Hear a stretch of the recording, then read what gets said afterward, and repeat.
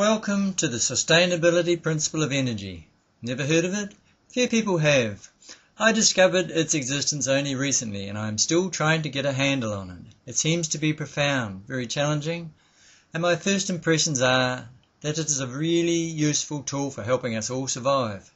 First, here are a few ideas it is important to understand. Idea: the sustainability principle is fundamentally simple and many people have little trouble understanding its essence when it is explained. You could well be one of those people. You don't have to be a clever person. Indeed, I find some people with fancy university degrees have the greatest difficulty comprehending it. Hold this idea: your spirit matters far more than your intellect. Idea: the conservation principle of energy. You know it, you probably learned to say it rote at school. Energy cannot be created or destroyed, though it can change its form. Chances are your teachers did not unpack all the wisdom in this symbol of existence. It's actually a great guide to reality and has some marvellous messages for us. One is that energy is as boundless as the universe is, and so boundless it can be considered a constant. Hang on to and be this thought. Think energy, feel bounty. Another marvellous message: energy continually transforms. It is manifest in myriad forms, and these are all subject to constant change. The forms emerge from each other and disappear into each other. Hang on to this thought. Think energy. Think and be continual, universal change. So how come these great and wise insights were not set aglow in your soul, lighting your years with vitality? Perhaps you were not listening. Perhaps your teacher did not have in their heart to tell you. Why not? The most common reason is that we all have a tendency to deny change and stewardship. Put simply, most of us are attached to living, and part of us finds it difficult to accept that we are mortal like all other forms and die. Our form rises and it passes. We erect incredibly sophisticated rationales denying this reality, this truth. Similarly, we have difficulty accepting that other forms are finite, especially those we find very useful. For instance, look how we kid ourselves that mineral oil is energy. We even call it energy. We use it as though it is as boundless as energy, and we will soon become shocked and angry when suddenly the resource is gone. Hang on to this thought. Humans have a great capacity to deny change and stewardship. That is for self-deceit. Idea: the uncertainty principle of energy. This one will really stretch you. It is eye-popping, mind-boggling, spirit-expanding. It's, well, just relax. Just know that the uncertainty principle holds as surely as your transistor radio, TV, CD player, and all the nuclear devices of our planet work. And what's the big deal? The uncertainty principle suggests, for instance, that we cannot simultaneously measure with great accuracy both of certain pairs of physical properties, such as the position and velocity of a microscopic particle. The more we observe one property, the less we can observe its pair property. And the very act of observing and measuring something alters it, transforms it in some way we cannot be certain about, and all the objects in the universe are entangled in such a way that our observation of an atom simultaneously transforms another atom somewhere else in the universe. In other words, in reflecting the universe, we are participants in it. Hold this thought. We are all in this together and are stewards of our actions, whether we like it or not. Idea: all information is physical. Early last century, Ernest Rutherford rediscovered what many had believed was solid matter is relatively empty space. If the diameter of an atom were the length of New Zealand, 1,000 miles, its nucleus would be the size of your fists. Our atoms are really just vibrations.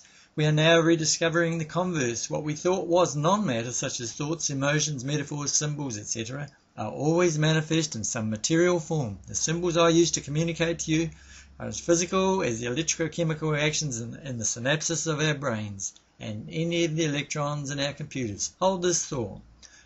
We are stewards equally of bullets, bricks, bouquets, ideas and symbols. Idea: symbols enable life. All sentient beings use symbols to survive and procreate. Every living cell uses them to communicate, and without symbols there is no civilization. Symbols are paradoxical. A sustainable symbol is always changing, even as its central message is unchanged. No two smiles are the same, and yet a smile remains associated with happiness. The power of symbols is such that our use of them reflects the nature of our most primal being to our cellular level, even as the symbols resonate to transform us at every level. Hence our need to be mindful in our use of symbols that we can serve their fullest potential, especially our prime symbols like energy, power, love, life, etc. Hold this thought. Our use of symbols can make and break us. Idea. We are mirror beings. The 50 to 100 billion neurons in our brain are spliced with an incredibly intricate mirror neuron system for reflecting the universes. It is probable that this system interfaces with all our cognitive functions and plays a powerful role in the drivers of the behavior of the multi-trillions of cells we are each composed of. And our brain seems to have developed so we have a predisposition to reflecting the activities around us, especially those of our own species. Here is a fascinating video introducing this subject. Never been found on a cellular level before. A set of brain cells found on either side of the head. Among all the billions of long branching cells in our brain, these so-called mirror neurons have surprising power. More intriguingly, that for this neuron, watching somebody do something is just like doing it yourself. The mirror neurons, he believes, can send messages to the limbic or emotional system in our brains. I suggest we are exquisitely tuned to detect and reflect the dissonance and harmony in others, which is why our deeds speak far louder than our words. Hold this thought. Our essence is revealed in the spirit of our deeds. We all dance between acceptance and denial of change and stewardship. We have a grand capacity to reflect and enjoy harmony with reality, which is change, the continual universal transformation. Our minds can embrace immense possibilities, enjoy awe and vitality on scale, and be of generous spirit. We each also have an equally fantastic capacity to deny reality, and thus generate sensations of great deprivation, futility, and loss of meaning, and be of the most mean, miserable spirit. In other videos in this series, I illustrate how this latter destructive state prevails in our Anglo-American culture and is endemic in our schools, media, corporations and government. Our biggest threat seems to be our capacity to create incredibly sophisticated rationales of denial of self-deceit. We need a tool, a mechanism, a guide that allows us to transcend our egos and to communicate with science. Idea. Sustainability principle of energy. This may be just the tool we require. All the above ideas are integrated in this statement.